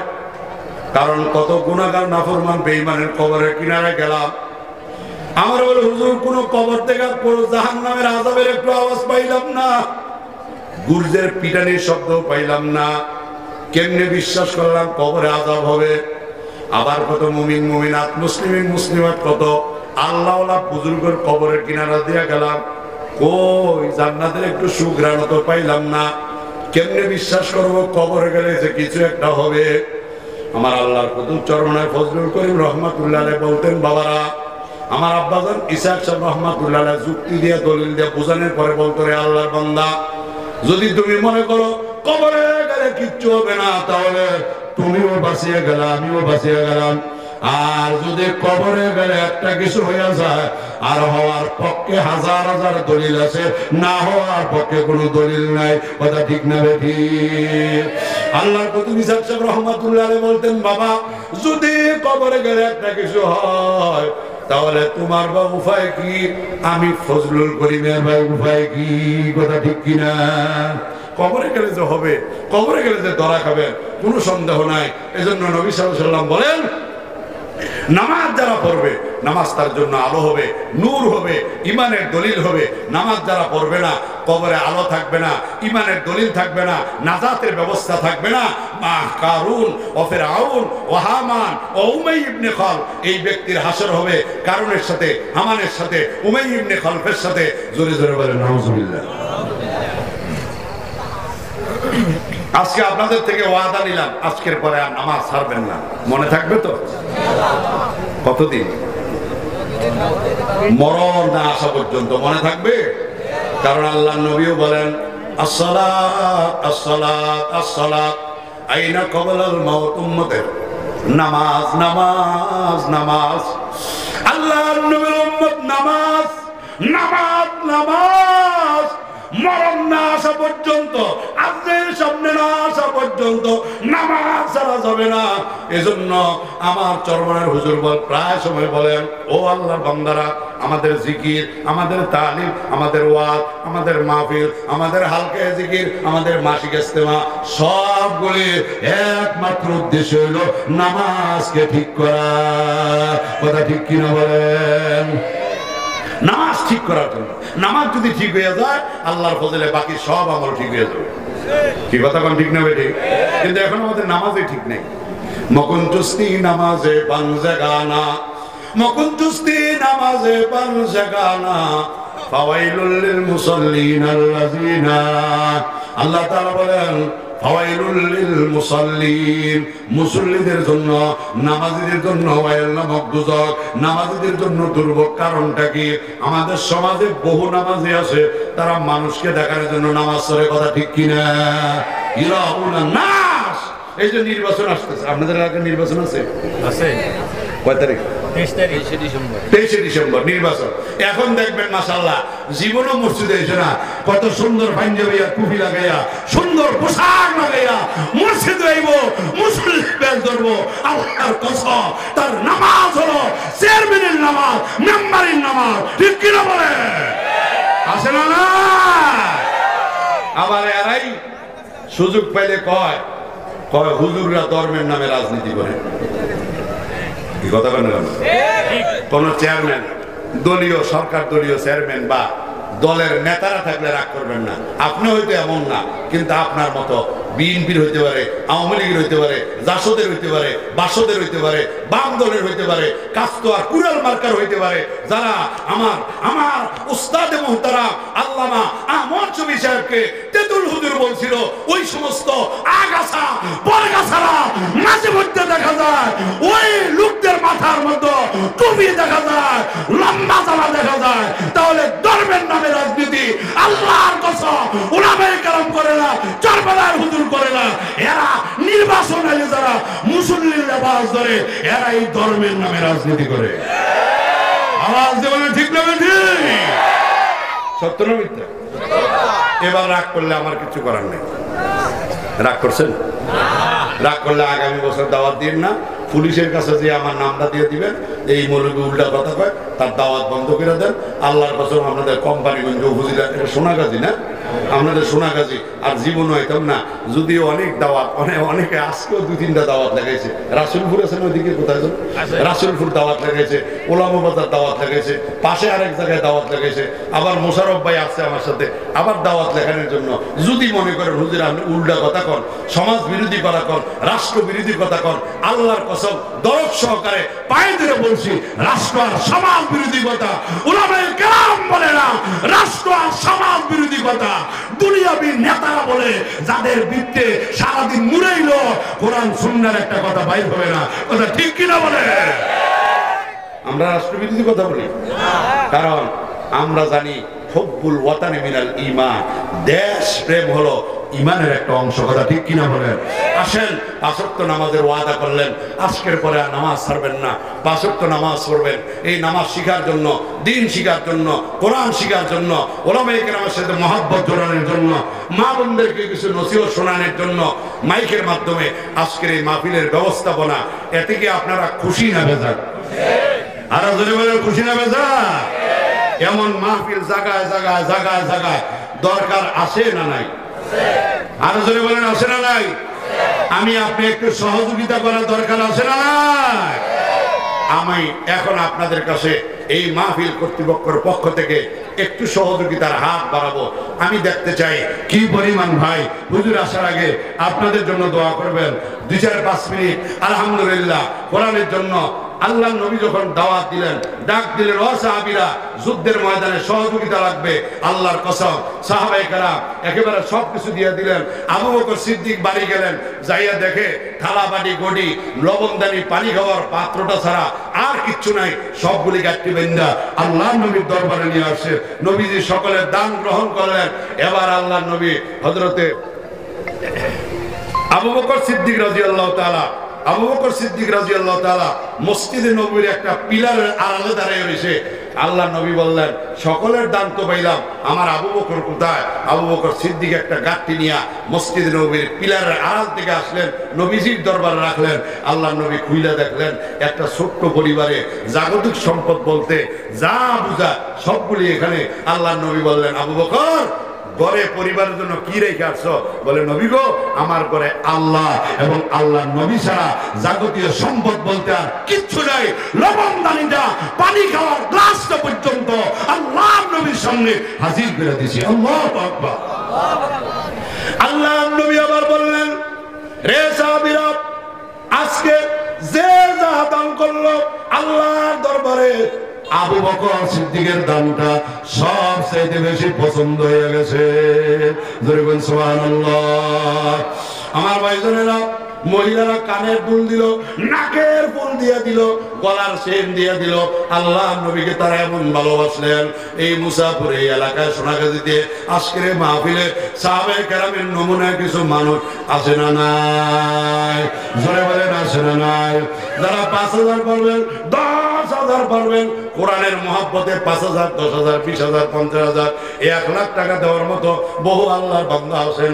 যারা বেশি পারবেন বেশি দিবেন, যারা বেশি পারবেন না কম পক্ষে 1 নম্বর পুরস্কার আল্লাহ তাআলা ওই নামাজি ব্যক্তিকে মরণের কষ্টটা দূর করে দিবে।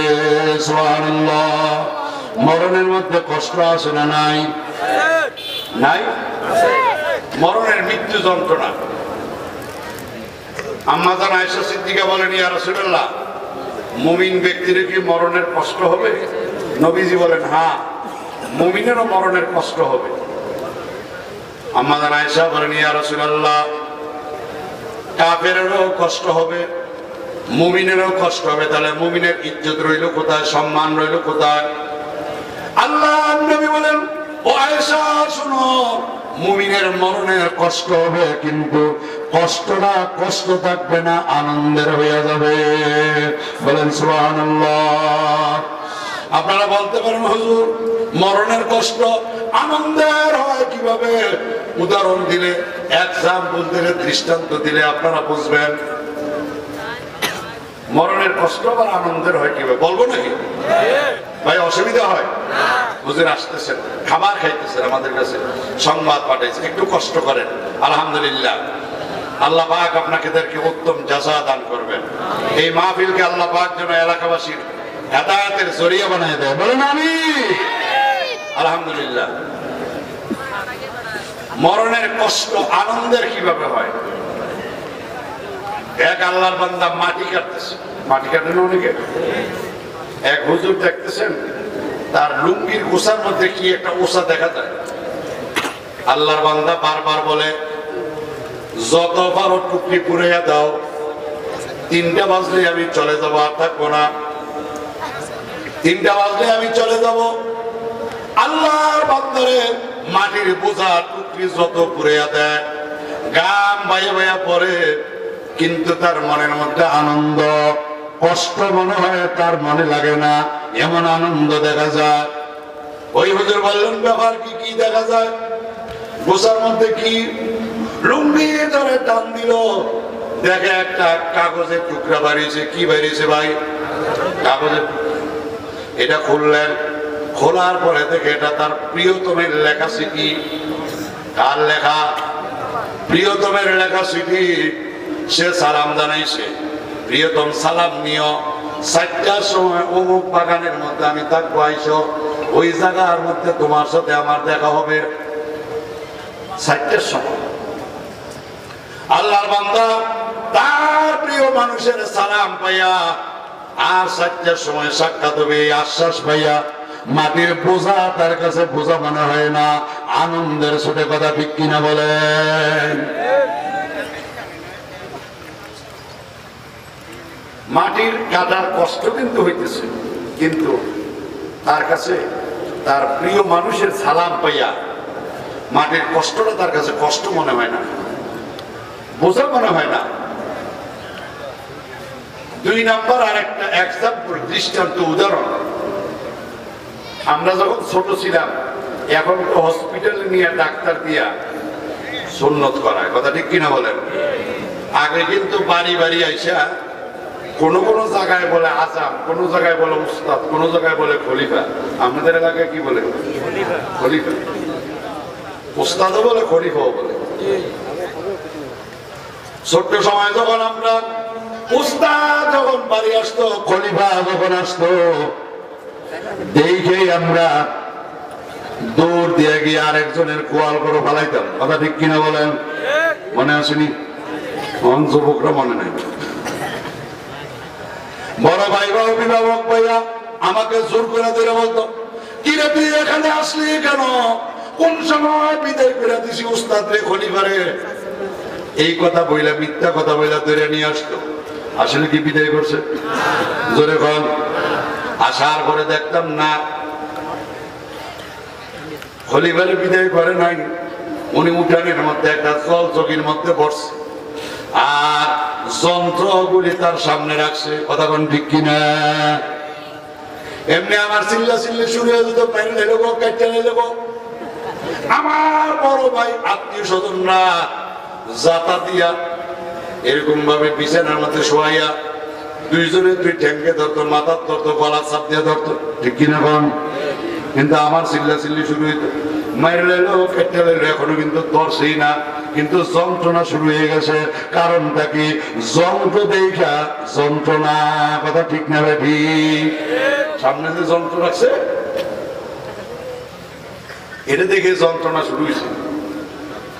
আচ্ছা, আমি জানতে চাই যে 4জন 5জন আমার জাতা দিয়ে ধরছে, এরা কি আমার দুশ্মন? জোরে কন। আমার ক্ষতির জন্য ধরছে? আমার চিল্লা চিল্লির আওয়াজ পাইয়া মা ঘর থেকে ডাক দিয়ে বলে, কে রে? রে আব্দুর রহমান, চিন্তার কোনো কারণ নাই, আমি মা আছি।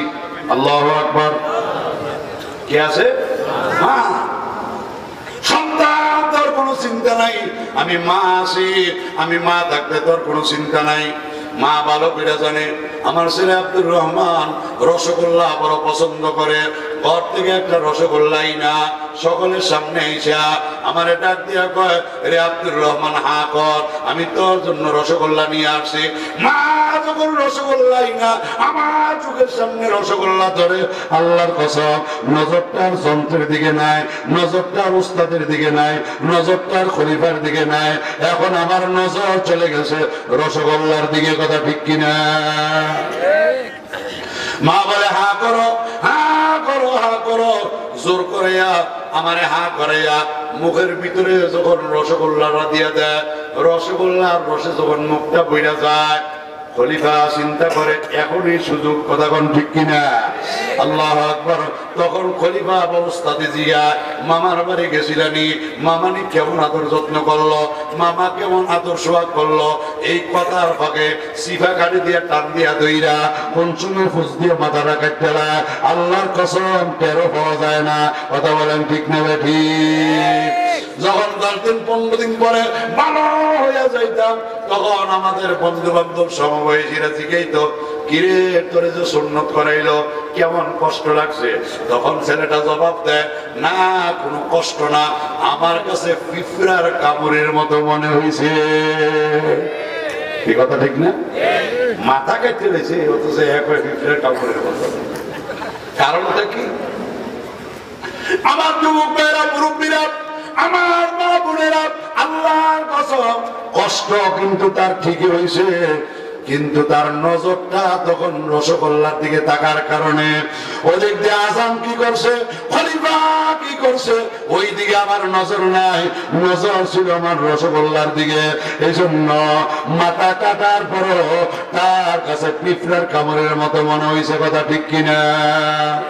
আল্লাহ তাআলা বলবে, ও ফেরেশতারা, আমার নামাজি ব্যক্তির মরণের সময় যখন হইয়া যাবে 500 রহমতের ফেরেশতা তারে জাতা দিয়া ধরবো।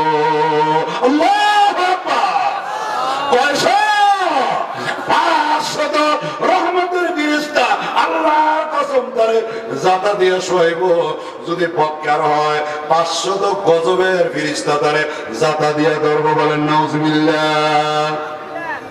আল্লাহ বলবেন, না ফেরেশতারা, আমার বান্দার কানে কানে আমি আল্লাহর সালাম পৌঁছাইয়া দাও। সুবহানাল্লাহ বলবেন না? কার সালাম? আরো আসতে, আরো জোরে ডাকবেন আল্লাহ। সালামুন কওলাম মির রাব্বির রহিম। আল্লাহ বলবেন ফেরেশতারা আমার বান্দার কানে কানে আমি আল্লাহ সালাম দিয়া দিবা, আর আমার বান্দার চোখের সামনে নিয়ে জান্নাতটা ধরবা, আমার বান্দার কানে কানে বলে দিবা, রে বান্দা আব্দুর রহমান, ওই যে জান্নাত দেখা যায়, ওই যে পার্ক দেখা যায়, ওই যে বাগান দেখা যায়, ওই জান্নাতের মধ্যে গেলে তোমার মাহবুবে হাকিকি আল্লাহর সাথে তোমার সাক্ষাৎ হয়ে যাবে। জোরে বলেন সুবহানাল্লাহ। এ আল্লাহর বান্দারা, দুনিয়ার বন্ধু সালাম পাইয়া, দুনিয়ার প্রিয়তমের সালাম পাইয়া, মাটি কাটার কষ্ট যদি তার কাছে কষ্ট মনে না হয়, মাটির বোঝা যদি তার বোঝা মনে না হয়, আল্লাহর সালাম পাইলে আল্লাহর বান্দার মনে খুশি লাগবে কি লাগবে না? আল্লাহ তাআলা সালাম দিয়ে বলবে, ফেরেশতারা যাও আমার বান্দার চোখের সামনে নিয়ে জান্নাত ধরো। জান্নাতটা তার চোখের সামনে ধরা হবে। আল্লাহর বান্দাকে কানে কানে বলা হবে, রে বান্দা, ওই যে জান্নাতের পার্ক, জান্নাতের বাগান দেখা যায়, ওই বাগানের মধ্যে গেলে তোমার মাহবুবে হাকিকি আল্লাহর সাথে তোমার সাক্ষাৎ হয়ে যাবে। আল্লাহর বান্দা এদিক দিয়া 500 রহমতের ফেরেশতা জাতা দিয়া কি করতেছে কোনো খবর নাই, আজান কি করে বাচ্চাটার খবর নাই, খলিফা কি করে বাচ্চার খবর নাই, উস্তাদে কি করে সিবা কাটে দিয়া দইরা আল্লাহু আকবার খুর দিয়া তার আল্লাহু আকবার মাথা কাইটা বলাইতেছে, তার কোনো খবর নাই। তার নজর হলো রসগোল্লার দিকে।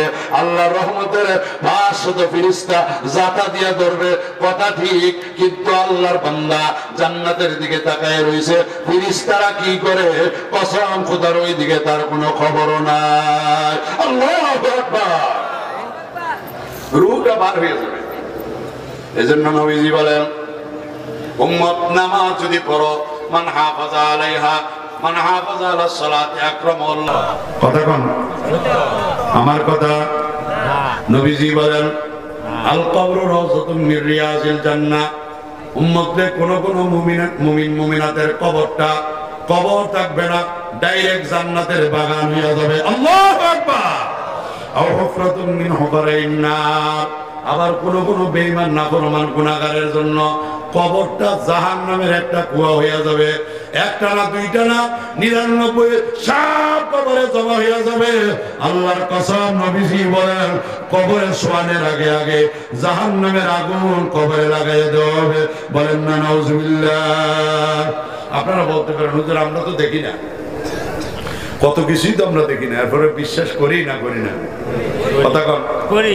কবরের আযাবটা স্বপ্নের মতো মনে হবে। আপনি স্বপ্নে দেখেন, আপনি ঘুমাই আছেন ঘরে, আপনার বিবি আপনার পাশে ঘুমায়, আপনার ভাই আপনার পাশে ঘুমায়, আপনি আপনার বাবার সাথে ঘুমাইতেছেন। স্বপ্নে চোখে দেখেন আপনি সোনাগাজী যান, হঠাৎ করে মোটরসাইকেল অ্যাক্সিডেন্ট অথবা সিএনজি অ্যাক্সিডেন্ট, আপনার পাটা ভেঙে গেল, হাতটা ভেঙে গেল। স্বপ্নের মধ্যে আপনি ঘুমে কাঁদতেছেন, ভাই আমার ধরো, আমার হাতটা ভেঙে গেল, পাটা ভেঙে গেল। আল্লাহর কসম, আমি জানতে চাই ঘুমের মধ্যে আপনার বিবি টের পাইছেনি আপনার কান্নার আওয়াজ? পাইছে? আপনার মা, আপনার বাবা?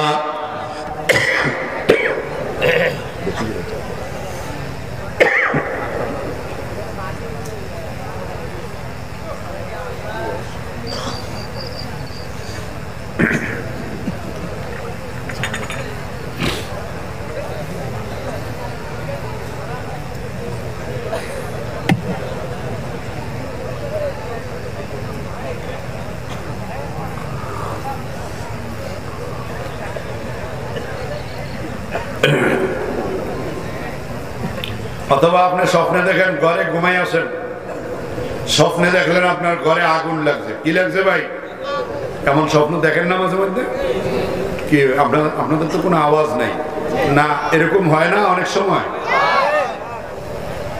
আপনি স্বপ্নের মধ্যে কাঁদতেছেন, ভাই আমারে বাঁচাও, আমার ছোট মেয়েটাকে বাঁচাও, আমার সন্তানদেরকে বাঁচাও, আমার ঘরে আগুন লেগে গেছে।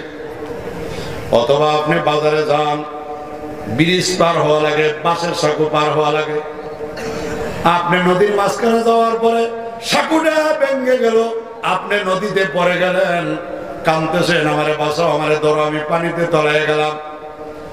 ঘুম থেকে জাগ্রত হইয়া নজর ফিরে তাকাইয়া দেখেন আপনার বিবি আপনার পাশে নাক টেনে ঘুমায়, আপনার আব্বা আপনার পাশে ঘুমায়, আপনার ভাই আপনার পাশে ঘুমায়।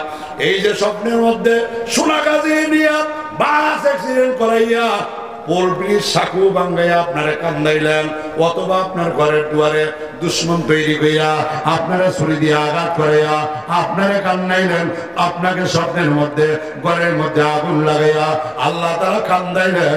আপনার বিবি আপনার ভাই আপনার মেয়ে আপনার ছেলে আপনার পাশে দেখো, আপনার কান্নার আওয়াজ পাইছিনি? পাইছে?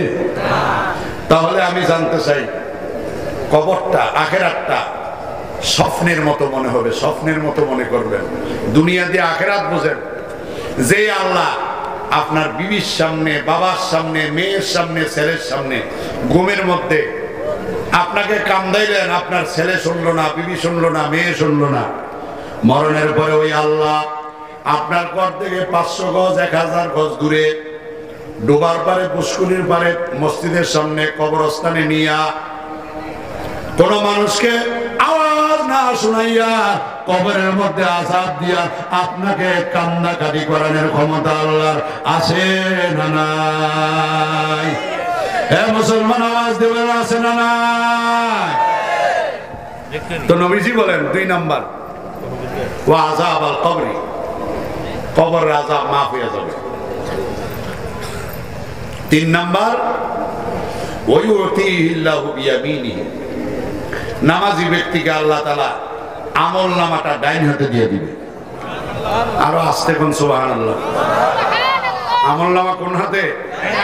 ডাইন হাতে। সবাই আল্লাহু আকবার বলে হাতটা উঁচু করেন তো, ডাইন হাত উঁচু করেন। অনেকের মনে হাত নাই, কষ্ট হয় ভাইজান। এই হাতটা কে দিছে? আরো জোরে। দুনিয়া আসার সময় হাত ছিল, কিছু আনতে পারছি? কবরে যাওয়ার সময় হাত যাবে, কিছু নেওয়া যাবে? হাত উঁচু করে রাখেন। খালি হাতে আসছি, খালি হাতে যাওয়া লাগবে, কথা ঠিক কিনা? হাত নাড়া দেন তো, একদম খালি হাত। আল্লাহ পাক যেন, কেউ হাত নিচে রাখবেন না, উঁচু করে রাখেন। আল্লাহ পাক যেন ডাইন হাতে আমল নামাটা দান করে।